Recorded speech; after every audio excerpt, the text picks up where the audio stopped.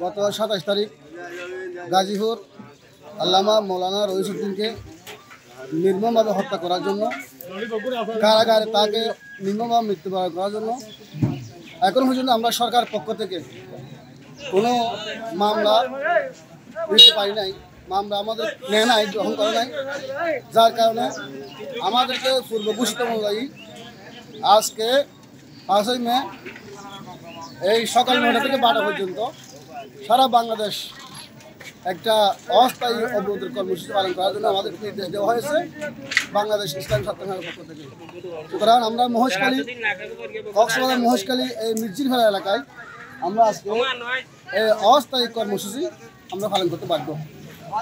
যতক্ষণ পর্যন্ত আমাদের এই দাবি মেনে নেওয়া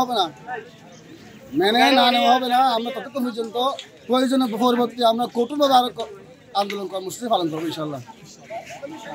বান্ডেল থাকলে প্রতি সেনমানিতে টাকা বাঁচবে। বিকাশ সেনমানি বান্ডেল কিনে জিতুন প্রতি লেনদেনে।